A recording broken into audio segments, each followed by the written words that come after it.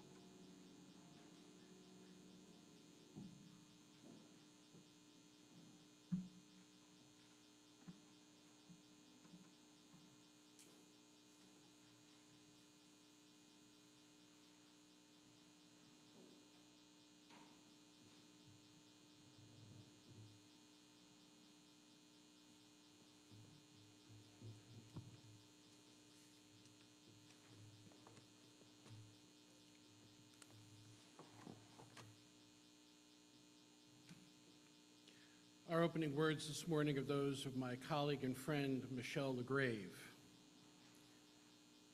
We arrive as individuals, as couples, as families, as neighbors, as friends.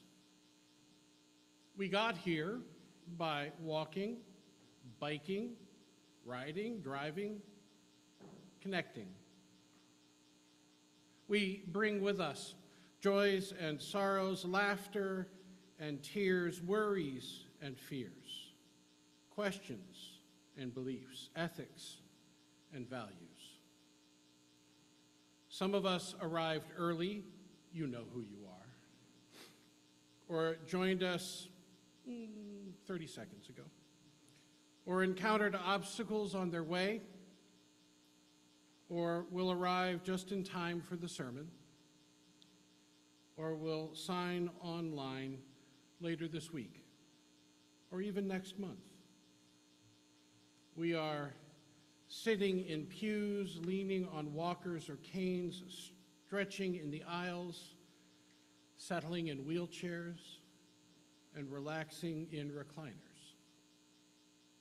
We, members and friends and newcomers alike, come from many paths and join together as one congregation to lift up our highest ideals. We have gathered. Now let us worship.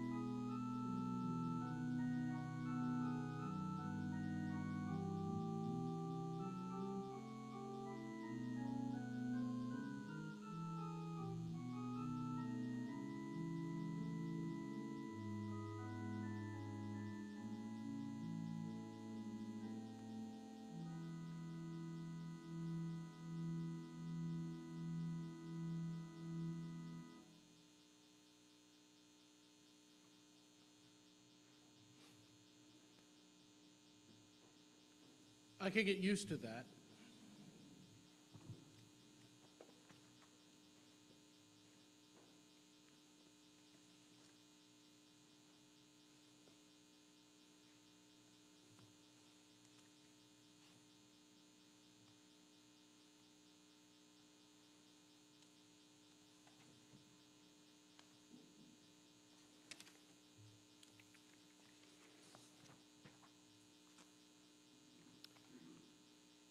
Good morning. Oh, that's really nice. Well done. Welcome to the Unitarian Universalist Church of Worcester. My name is Aaron Payson, and I am one of your ministers. This church, a congregation of love, hope, and justice, inspires people to take on the challenges of a changing world. We begin by acknowledging that in Worcester, Massachusetts, we work, learn, live, and worship on the seized ancestral homeland of the Nipmuc people who survive and remain active as the Nipmuc tribe. We offer a special welcome to those of you who are new with or visiting with us for the first time this morning. We are delighted that you are here. We hope that you will join us in Fellowship Hall following the service for refreshments and conversation. If you have questions or desire more information about this service or any of our ministries or programs, please do not hesitate to ask. We invite you to fill out one of the pew cards found in the pews in front of you.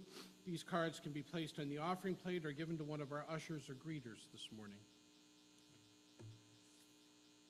For those of you joining us online this morning, we offer you a very special welcome. For safety purposes and so that we might come to know you better, as you were able, please do put your name on your video feed. Please take a moment to sign one of the attendance clipboards that are now being circulated. Though you're not obligated to sign, we appreciate your information and will use it only for church purposes. During the service, we offer an opportunity to share a brief personal joy or sorrow. If you'd like yours to be read aloud by the minister, please print it on an index card in the pew and drop it in the collection plate when it comes around. These cards will also be posted outside the minister's office to be shared with our friends at other services. For those of you online, you can place your joy or sorrow in the chat, preceded by the words, "Please read," so that we might find it quickly in order to share it during this time in the service. In the foyer are listening devices and large print service programs and hymnals for those who find that their assistance beneficial. Please see one of our ushers who will be pleased to assist you. I invite you now to turn your technology to worship mode. Finally, please note the announcements on the back of your program. There will be time for short verbal announcements following our postlude today. Of the announcements, I want to remind you that this afternoon, following the service, we will gather outside before coffee hour in order for us to take our annual congregational photo, to be done again this year by drone. And who is the drone operator, Betty? Owen Ryan, the son of Chris and Marianne Ryan. So we look forward to being able to do that so that we can go then and have some coffee before we return to the sanctuary for our annual meeting.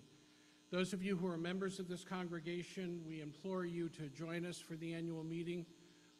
We need at least 25% of our current membership, which I believe is about 141.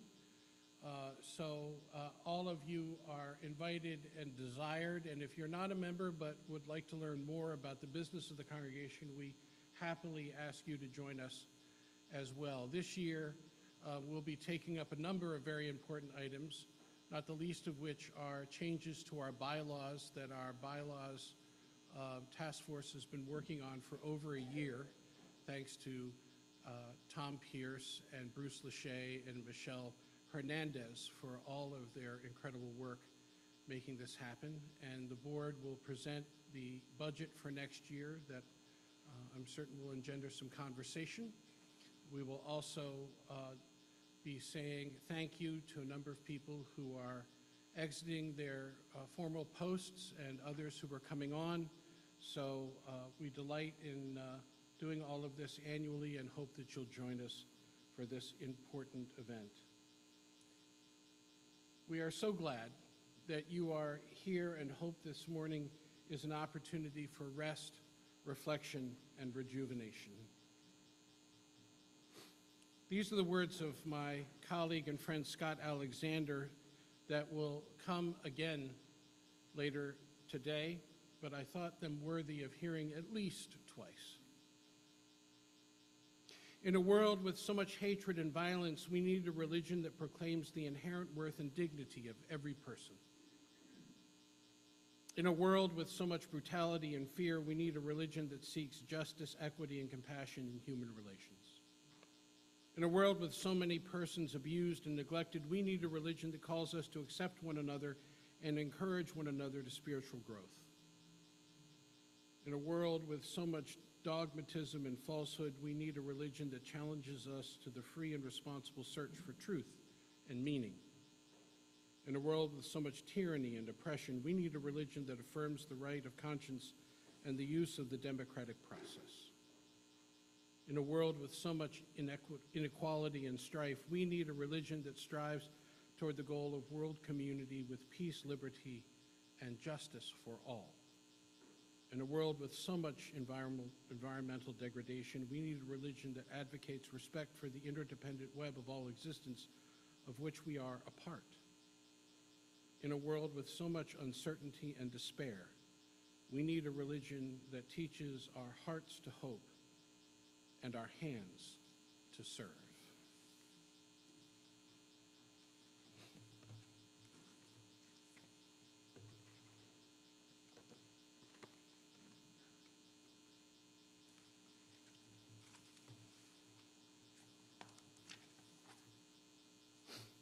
Would you please join together in our opening hymn found in your gray hymnal number 290, O Bring, O Past, Your Honor.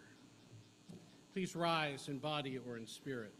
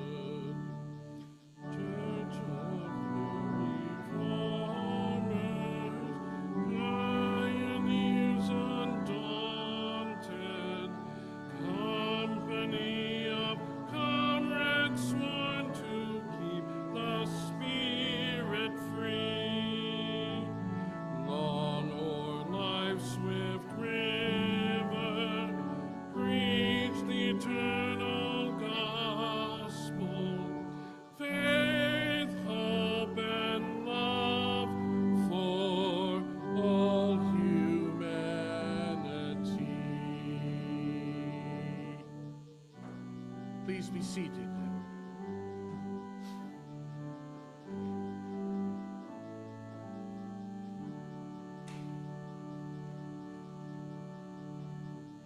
I would like to call forth our basket bearers at this time, members of our religious exploration program who on the mornings when we worship contribute ongoing fashion to the emergency fund of this congregation by collecting change. If you have change that you would like to be included, please raise your hand and one of our basket bearers will find you.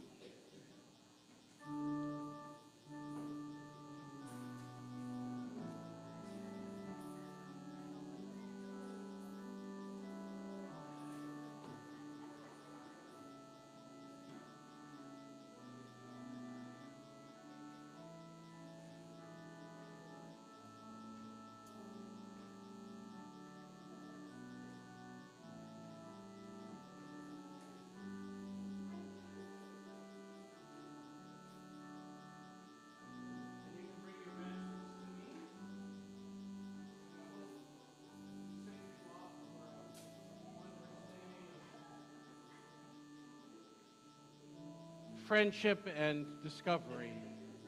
Go now in peace, go now in peace. May the spirit of love surround you everywhere, everywhere you may go. Go now in peace, go now in peace. May the spirit of love surround you everywhere, everywhere. Stop. Stay right here. Turn around. So, all right, I want you to stand if you are wearing rainbow colors. Any color of the rainbow will do. How's that work? Okay? Look at you all. See? Right? We got the stole, we got the tie, we got the headdress, right? We want to honor this moment on Rainbow Sunday that our religious exploration program is planning this morning, but also as a dynamic of who we are in all of our combined glory. So Kate is witness to this morning. We shall follow her lead, and thank you all for wearing your colors.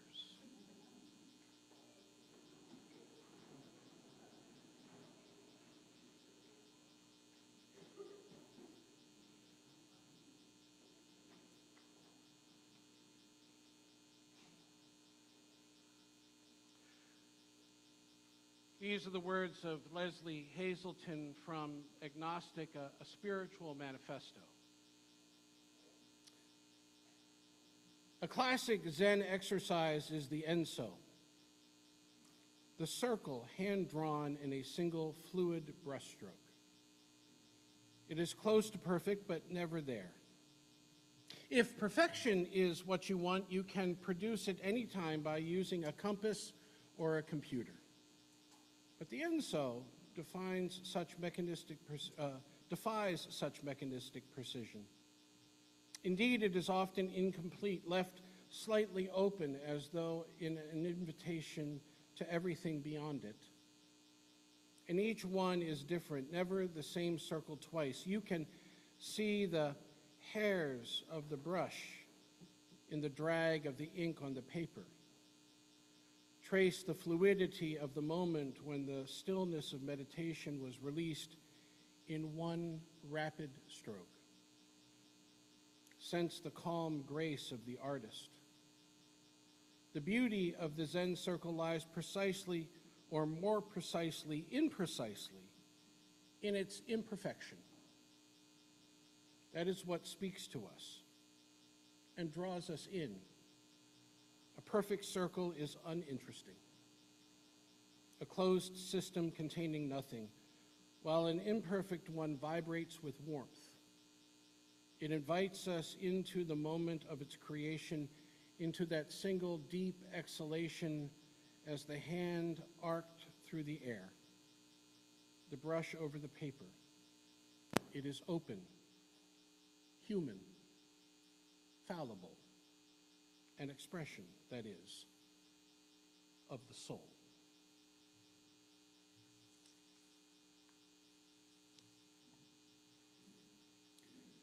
We come to that time in our service when we're given an opportunity to share that which is symbolic of our own actions, our own values, a contribution made to the greater whole of this place, its mission and its ministries. We call it, when we come to worship, an offering.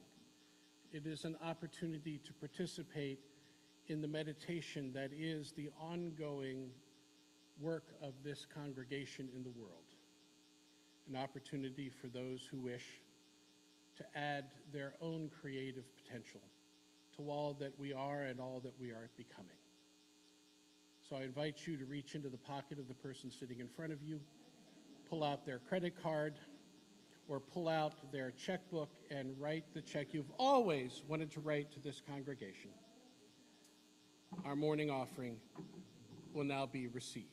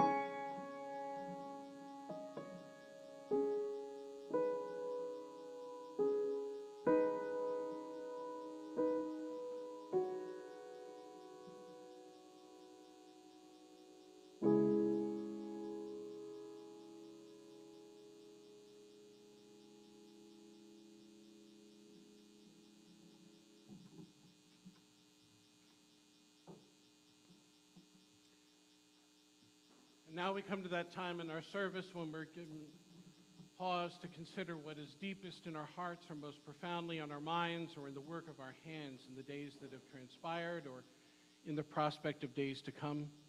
Joys and sorrows that touch us deeply and are given another measure of meaning because of our capacity to share them in the midst of a company that claims us as a co-journeyer. So I invite those of you who have joys or sorrows this day to come forward, form lines on either side of the sanctuary.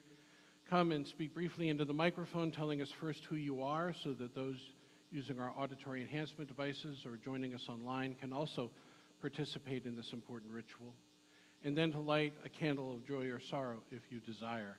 For those of you online, once again, we invite you to participate in this part of the service. If you have a joy or sorrow, you're welcome to place it in the chat on the platform that you're viewing the service from, followed by or preceded by the words, please read, so that we can find it quickly to include during this time. Are there joys or sorrows to be shared this day?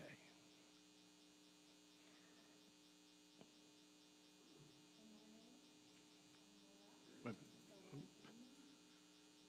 try and turn it on. There, you're good. Good morning, Laura. Sorry, I don't have, as you know me, I don't really have much rainbow colors, but next time I'll try. So I've been coming here since my daughter was 3-ish and started in spirit play. And as many of you know, like life happens, positive and negative, and now I am blessed with raising her son, who, I have makeup on, so I'm not going to cry, is going to be starting spirit play next year. And I'm like, oh, you know, and one, that's going to get me off my butt and not be on Zoom because it's more comfortable sitting in a computer watching all you guys. However, I think I'm so excited for him to do this RE program because he is such a positive, happy soul that I cannot wait to see him go through that whole education and all the adventures and all that stuff. And I cannot, that just brings me a lot of joy that he's going to be able to be blessed to go through this RE program. Thank you. Thank you.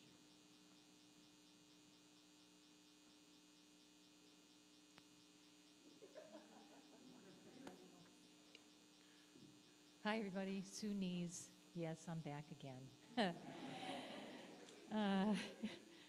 So, a very dear friend of my family's passed away last Monday. Her name is Jackie. She died of metastatic cancer, 71. Our families grew up together. I met Jackie over 40 years ago when Joe and I moved from our family homes and lived in sin together. In Framingham, we worked for a high-tech company, and we were both admins and sat next to each other. And so our friendship became her husband's friendship, and on and on and on. And over the years, we hadn't seen each other a lot, but we got to be with her last October when she was going through treatment, and we were hopeful. But 2 weeks ago, my friend Joe, her husband, said she was in hospice at home and in pain, and we're very sad. And so I did light a candle for her earlier. Thanks.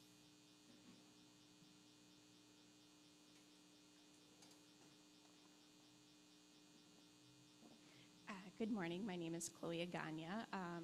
I am a elementary school librarian in schools across Worcester. The end of school is almost here. The last day is the 20th. And you know, with school coming to an end and the summer vacation, there's a lot of buzz about it, obviously. There are lots of kids who are like, I'm going to Disney World. I'm gonna go camping with my family. But then at the same time, there's also kids that are not looking forward to summer vacation for various reasons.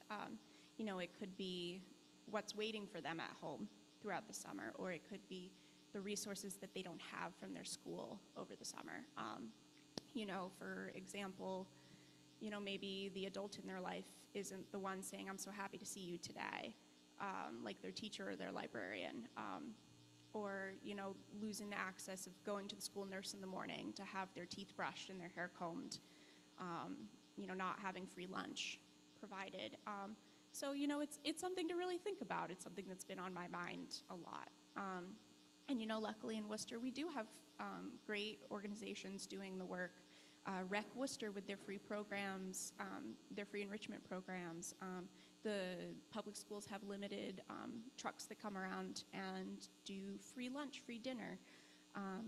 And, our own Loaves and Fishes food pantry, so I think it's just something to think about, getting those resources out to those vulnerable populations when the place they go every day becomes no longer for a period of time. Thanks.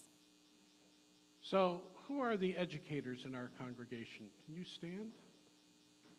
Stand. There we go.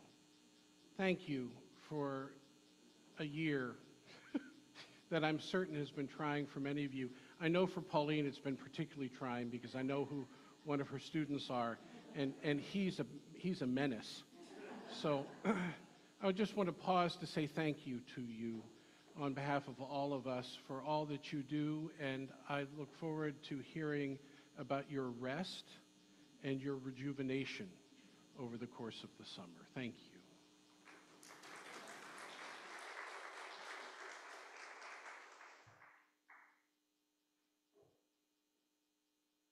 Hello, my name is Grace, and this is my first time sharing here. So some of you may know, but I have a bit of a unique living and working situation where I live in a fellowship house and work as part of a fellowship with 8 other people. And so 5 of those people are second years, and 4 of those people, including myself, are first years. And today is the day where all the second years move out and all of the first years become second years. So there is a lot of bittersweet feelings because even though I'll still be friends with all of my second years, I'm never gonna see them in our kitchen again in the morning or be able to come home and know that they're gonna be watching TV. And so there's a lot of sorrow for missing out on what's been a really special year in my life, a lot of fear about stepping into a larger leadership role and knowing that in a few weeks I'm going to have first years who I have to look after and live up to the expectations my second years have set. And then also hope about the fact that I'll get to shape the lives of some more first years. So a lot of bittersweet anxiety, joys, and sorrows.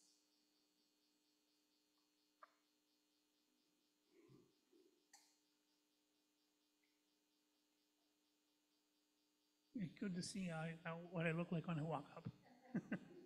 My name is Paul, as you know, and today is my father died in 1997 on June 2nd, which would be today. And it was a very, very troubling time because as he was going through his rehab, and they sent him back home. And when he went home, he had this oxygen tank he had to wheel around, and he looked and says, "I can't do this." And so he says, "Bring me back to the hospital." And on the way back to the hospital, he died. And that told me that he just checked out. And my uncle did the same a couple weeks later, because he had leukemia. He went to his bedroom, went to bed, and died. And it was a very sad month, the June of 1997. And the other one was, and I may have shared this with you, a friend of mine, Cliff, who had brain cancer, passed away a couple weeks ago. And it goes in threes, and there was somebody else that passed away, but and it's sad. I'm going to light a candle for them.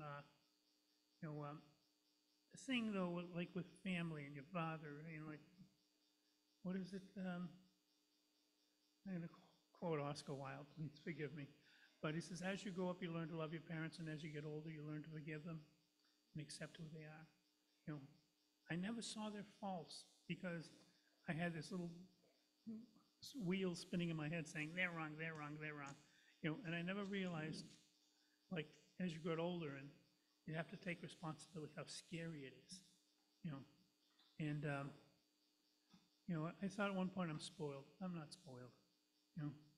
But I just wanted to share some of the sadnesses that I have. Thank you.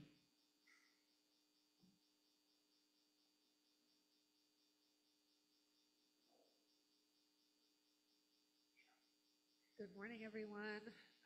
I'm Karen, and I have two things that are more announcements, I guess, than joys and sorrows or a thought pattern. The first one is that it is Native American Citizenship Act was enacted 100 years ago today, and it was not seen as a wonderful thing. It was hoisted citizenship on the Native population, where they still were not able to vote for years and years and years afterwards. And in fact, even in 2021, there was the Indigenous Act of Voting Act that was put forward in Congress, but it still has not passed. And it is still something where our Native citizens have difficulty voting because the voting polls are hundreds of miles away. There are not roads, there is poverty. So just something to keep in mind today. Also, a few weeks ago, I came up and said that our former youth group member, Casey, had a piece that he presented for Hampshire College. Casey and I have talked, and we're aiming for June 18th, which I know church is closed for the summer, but we would still host it here. In the evening, it's the eve of Juneteenth, so it seems appropriate. But Juneteenth is a celebration. This piece is not. So it is beautiful, it is poignant, it is deeply disturbing. And as soon as I figure out if the lounge is available, it will be in the message for next week, and please join. Thanks.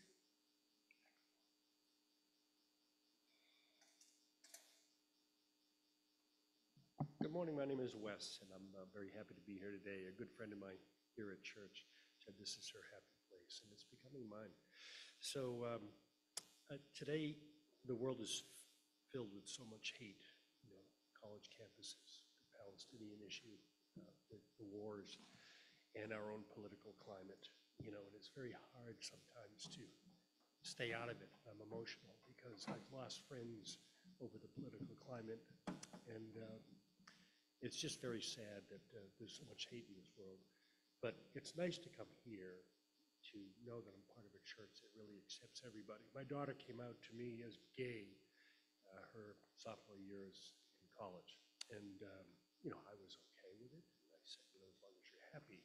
But I was very fearful because when I grew up, being gay was not okay in my family, and I was afraid for her, you know, because of the climate, how hateful people can be. And I'm just happy to be here, and I just pray for kindness. Here, here.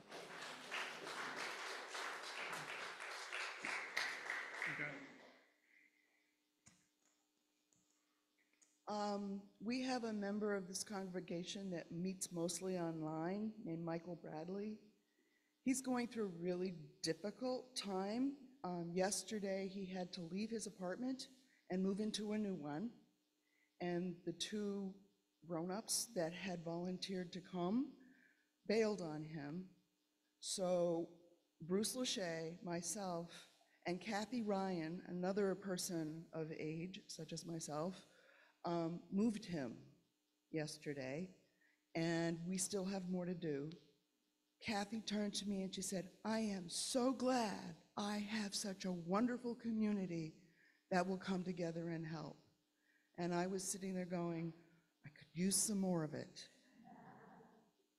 If you can help this afternoon to help us finish this up, it would be deeply welcome. Michael is disabled. His roommate is also disabled. I have MS. Bruce is 65. 66. So if you can divide that age into something and say, I have 45 minutes, I can help you, I would be deeply grateful. Thank you. It's in Grafton, correct? Moving from Grafton to, You can come see me. He's moving from Grafton to Worcester.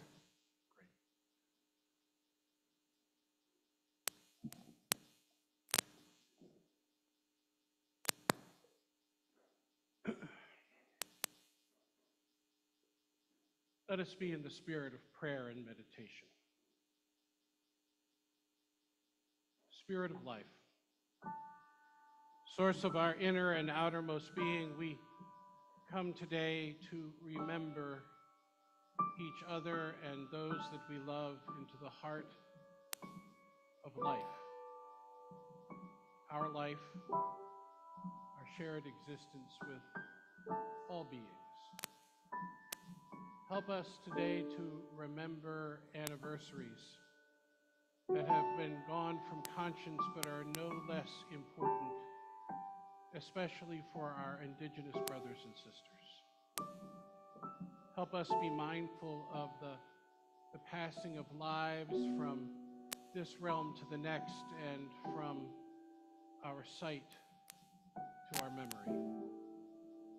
Help us be cognizant too of times that end, when relationships transform, when friends leave and others arrive, when our work year has concluded and rest is necessary.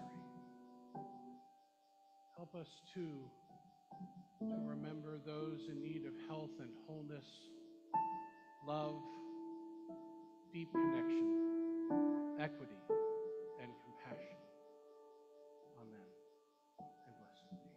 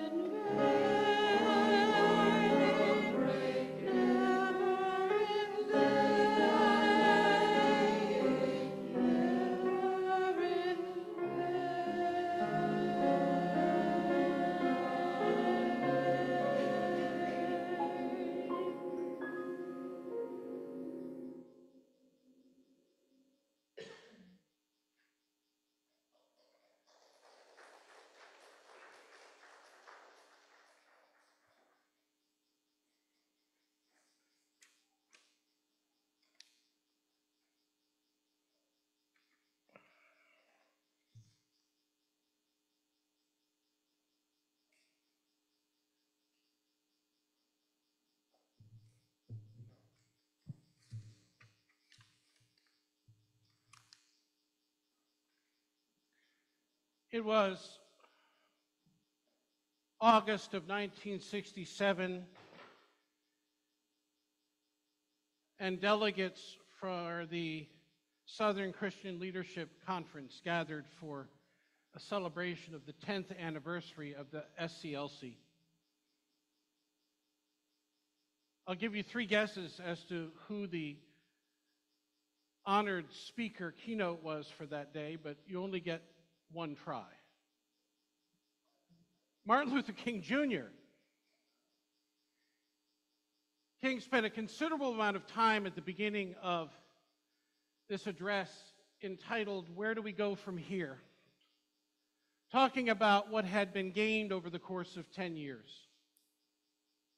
That there had been a great deal of progress that had been made helping people discover and remember their dignity, actualizing the power they had through marches and protests and boycotts that had brought about some real change in local communities, change that gave many jobs, change that changed the behavior of companies and corporations so that they did not continue to denigrate and degrade the African American communities in the South in particular. Although there were substantial efforts that were made in Chicago and Cleveland, the breadbasket program at the time, Operation Breadbasket, had brought about 22,000 new jobs to the tune of about $18 million. Not an insubstantial kind of experience. King spent the first half of his speech talking about all that had transpired. And then the second half, he explained that even though there had been much progress, there was much more that needed to happen. He reminded them that when the Constitution was written, African American people at the time were considered only 60% of a person. He went on to describe how in the current state of affairs, even though they had gained the right to vote, they were considered about 50% of a person. So how did a gain turn into less of a percent? He pointed out that because of the inequity in terms of income, the inequity in terms of access to various resources, including housing, education, that African Americans were about 50% of that of white Americans in terms of the equitable distribution of resources, or the inequitable distribution of resources, to be more precise. He talked about the need for the movement to wed its efforts to both love and to gain in power. He talked in terms of economic power and political power, and he talked about the analysis that was so much a part of the white Christian culture that denigrated power in favor of love. He went after the philosopher Nietzsche that had essentially said love was for naught, power was for all. That's my own paraphrasing. Those of you who study philosophy, you can correct me. And what he talked about in this speech was, and I love this,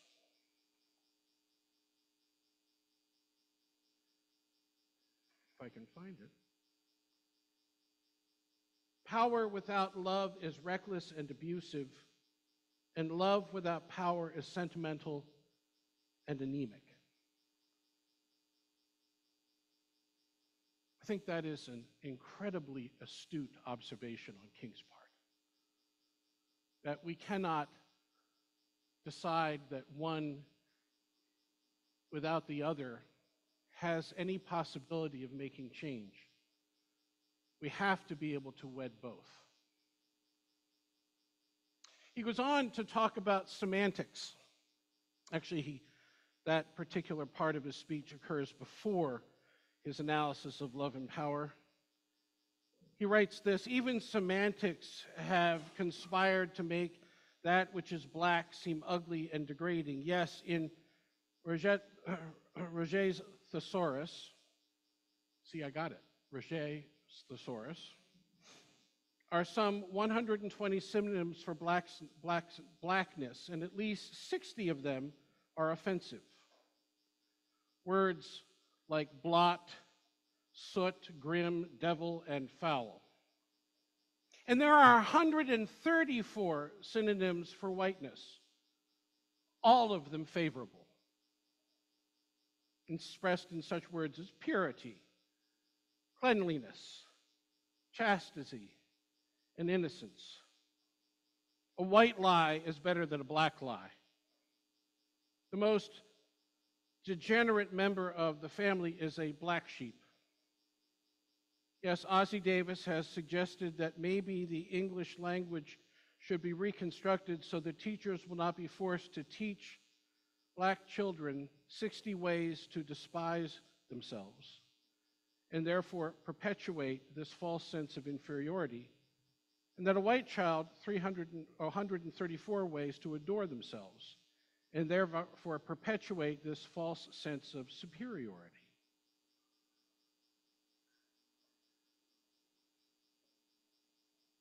Those are among the things that he talks about. He talks about the need for a program to continue. And not just, if you read this particular speech and then you go on to read his book by the same name, you discover that there was all kinds of conversation that took place about what that program that weds love and power should look like. All kinds of concerns about the relationship between black and white people who are striving to do the same thing, and the need for there to be clarity about who was welcome in the movement. I say all this to you because I think, at least for me, this particular work has stirred me to consider, in this moment of time for this congregation, where do we go from here? What is our purpose in the coming years? We seem to be at a turning point, as do many congregations in the region. And so I'm going to spend a few minutes talking to you about what I think the vision is, in order that we save time during annual meeting, and I forego the pastor's remarks because you're getting them right now. We have, over the course of the last decade, done tremendous work in this congregation. We feed, on average, 60 families a month, sometimes as many as 90.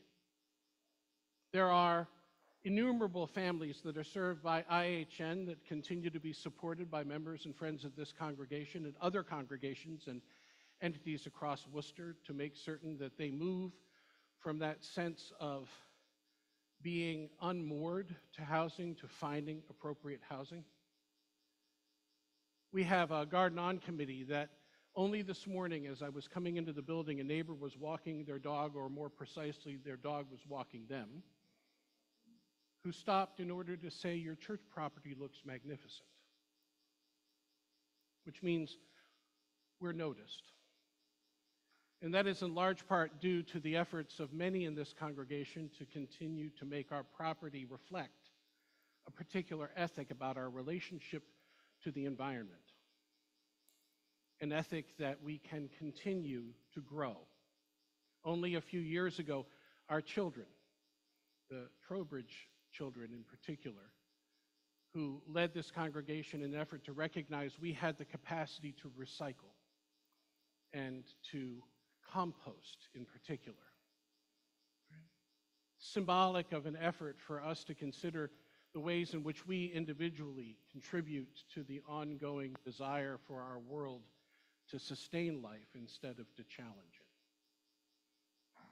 There have been efforts by the Get Out the Vote team, which are going to be sorely needed in the coming months, for us to consider ways in which we can contribute to the ongoing need for people to feel like they are empowered to use their right to vote.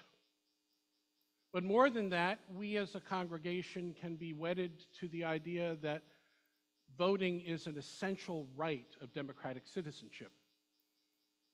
And we ought to be leery of any effort to restrict that particular right in how we operate in the world.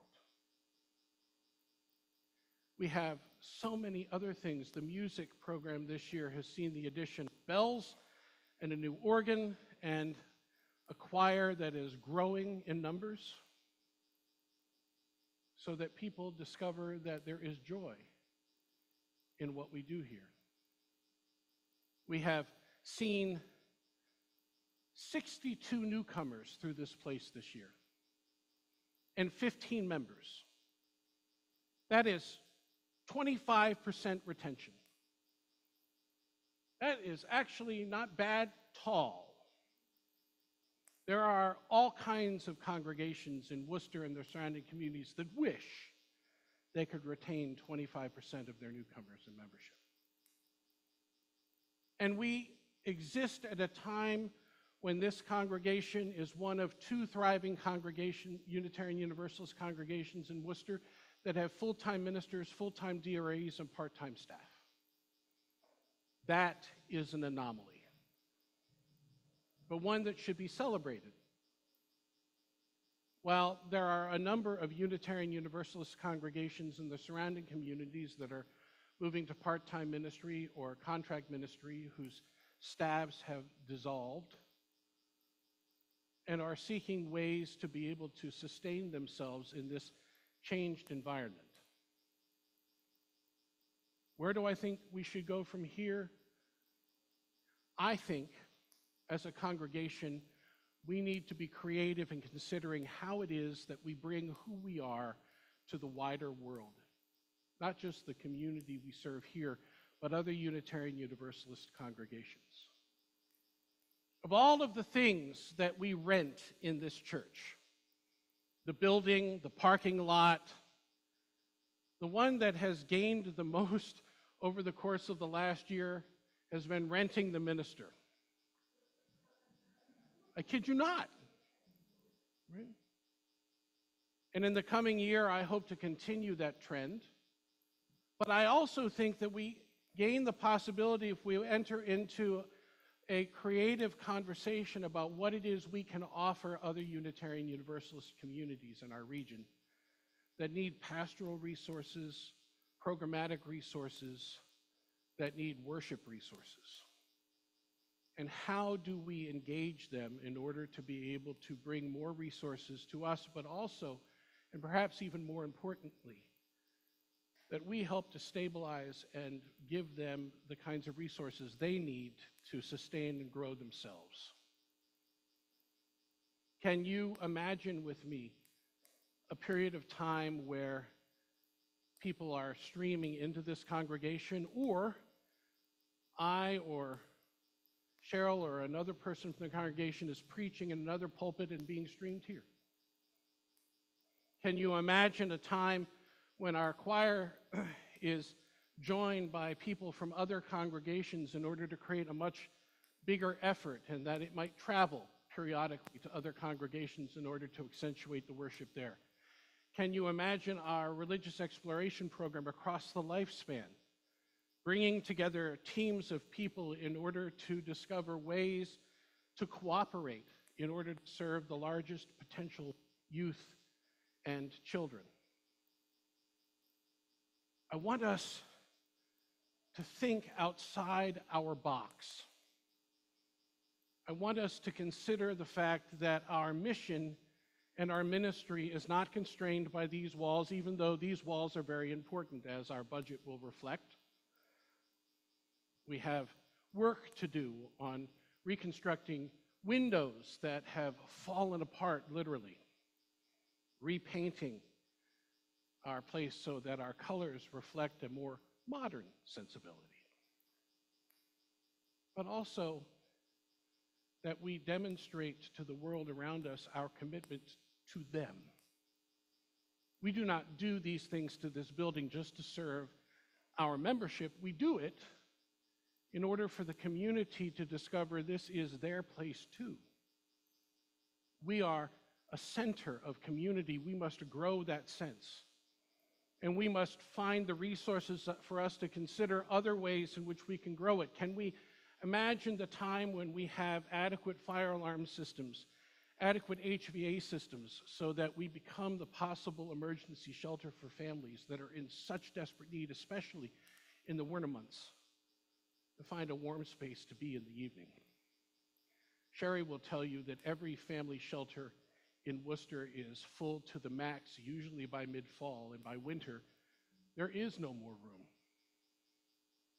Can we imagine us being a cooling shelter or a warming shelter? Can we imagine us being a place that could invite an after-school program?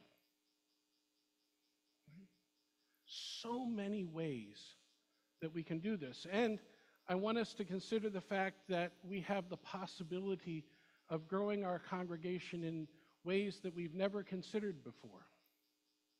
Multilingual congregation.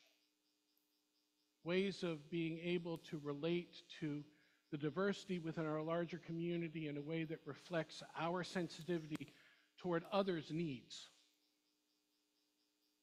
and others' wants.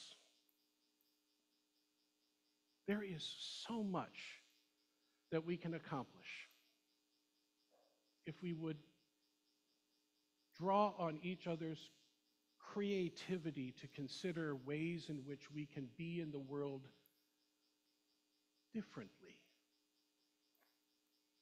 So I want to pique your interest. I want you to think with me over the course of the next year of ways that we can do this.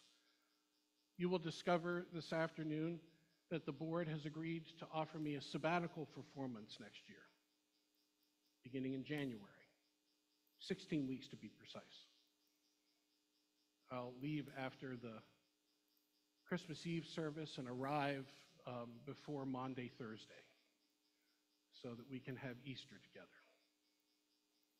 16 weeks, part of the time of which I plan on being in vigorous conversation with colleagues that are exploring the very same questions that I have offered you. Ways that we serve the larger movement, ourselves, and the communities we love, so that we might not just survive this moment, but thrive through it.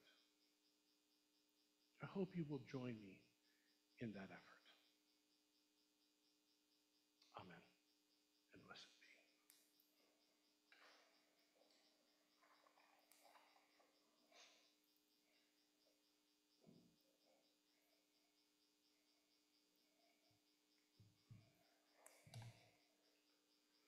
Would you please join together in the litany found in your gray hymnals, number 591.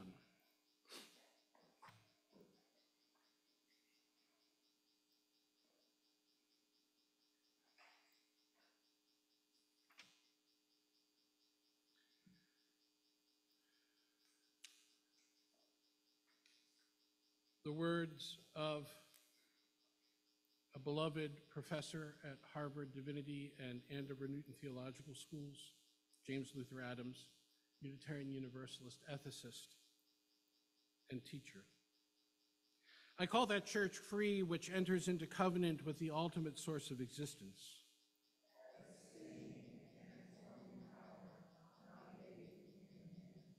It binds together families and generations, protecting against the idolatry of any human claim to absolute truth or authority.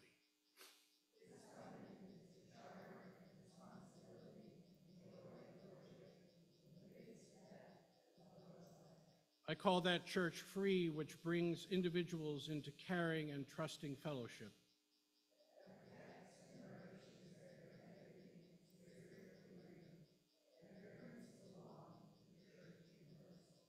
It It is open to insight and conscience from every source.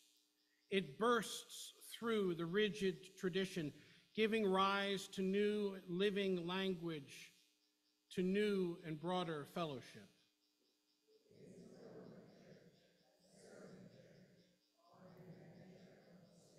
The goal is the prophethood and priesthood of all believers, the one for the liberty of prophesying, the other for the ministry of healing.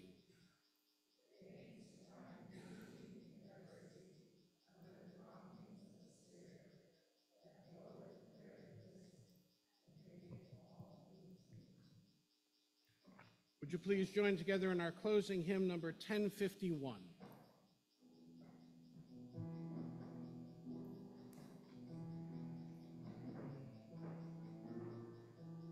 Found in your teal hymnals, please rise in body and spirit. For each child that on a morning star rises, sings to the universe who we are.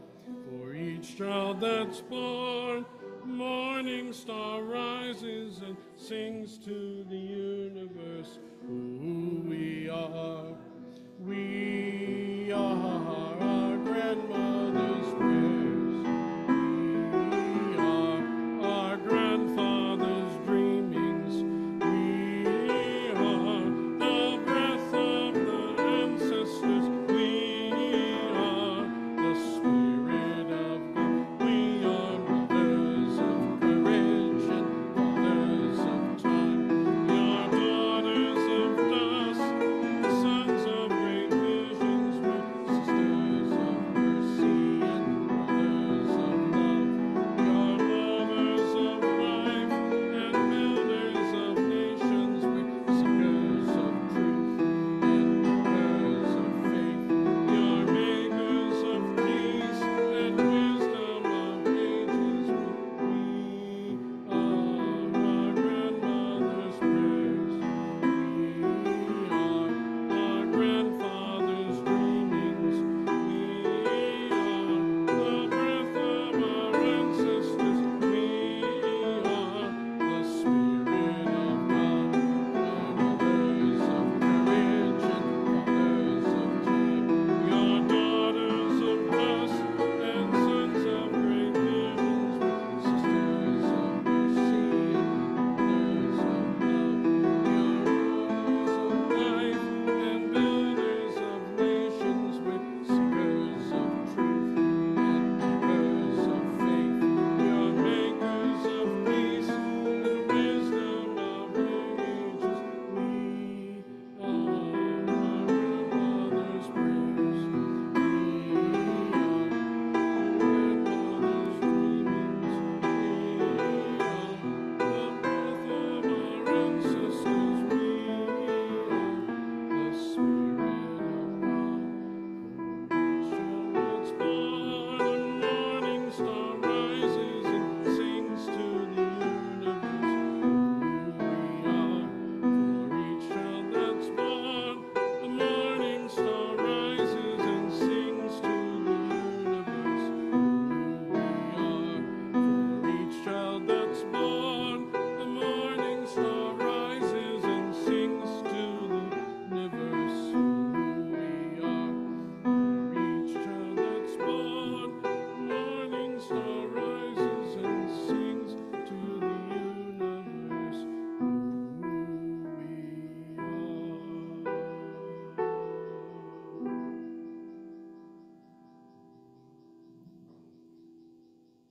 The breath of the ancestor today who concludes our service is Theodore Parker. Be ours a religion which, like sunshine, goes everywhere. Its temple, all space. Its shrine, the good heart. Its creed, all truth. Its ritual, works of love. Its profession of faith, divine living. Amen. And blessed be.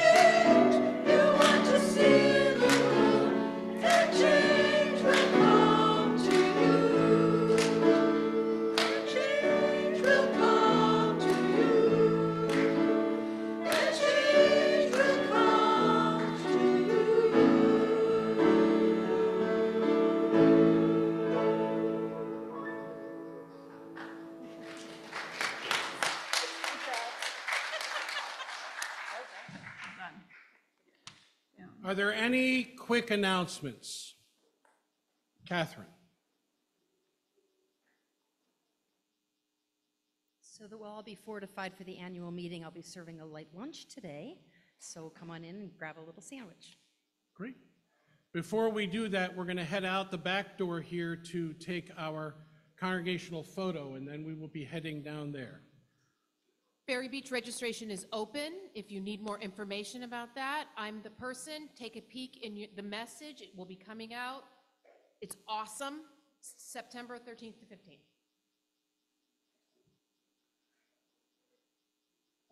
Once again, yard sale is next Saturday. We need volunteers for setup, but very importantly, we need volunteers here Saturday afternoon after the sale to help us distribute the items that we do not sell. In keeping with our goal of being more sustainable, we are not going to be renting an extra dumpster this year, because in the past, things got thrown in the dumpster, sent to the landfill. We're going to try to reach out to other organizations in Worcester to distribute some of our items, but we need an army of volunteers. Thank you. You can begin bringing donations here to the church on Wednesday morning after 9 a.m. this coming week. We will be in the building until 7 p.m. each evening. On Friday, we would like to cut donations off at noon so that we have time to organize and price those items. Thank you.